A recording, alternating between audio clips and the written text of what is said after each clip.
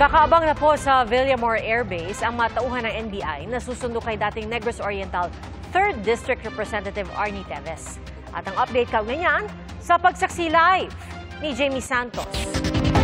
Jamie? Pia, ngayong gabi inaasahan ngang lalapag dito sa Villamor Air Base sa Pasay ang eroplanong lulan si dating Representative Negros Oriental 3rd District Arnulfo Teves. Mahigpit ang seguridad sa Villamor Air Base ngayong gabi. Hindi pinahintulutan ang media na makapasok sa loob.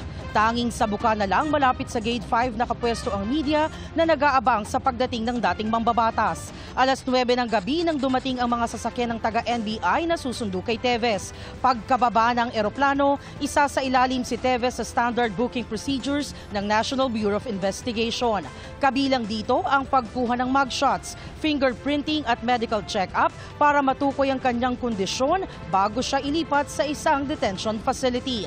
Pagkatapos ng lahat ng proseso sa NBI, ihaharap si Teves sa Manila Regional Trial Court sa susunod na pagdinig kung saan babasahan siya ng sakdal. Sa isang pahayag, sinabi ng Department of Interior and Local Government na ang pagkakaaresto kay Teves ay pagpapakita ng determinasyon ng law enforcement agency ng Pilipinas para panagutin ang mga nagtatangkang takasan ng hustisya. Malinaw daw ang mensahe ng gobyerno, walang sino man ang makakaligtas sa batas. Pinasalamatan din ng DILG ang Ministry of the Interior ng Timor-Leste, isang patunay na kahalagahan ng international cooperation sa paghabol sa mga kriminal. Dumating din ngayong gabi sa Villamor Air Base ang legal counsel na si Attorney Ferdy Tupacio. Aniya, naniniwala ang kampo nila na parte ito ng harassment ng gobyerno sa kanila dahil sa kapalpakan umano ng administrasyon. Matapos maaresto si Teves, nagkaroon lang daw siya ng maiksing pag-uusap. Ang sabi ni Teves kay Tupacio, pagdating sa Pilipinas, ang abogado na raw ang bahala.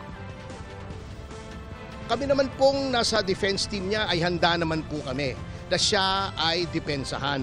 Sapagkat bagamat 2 taon na siya ay nasa Dili sa Timor-Leste, hindi naman po kami nagpapahinga rito.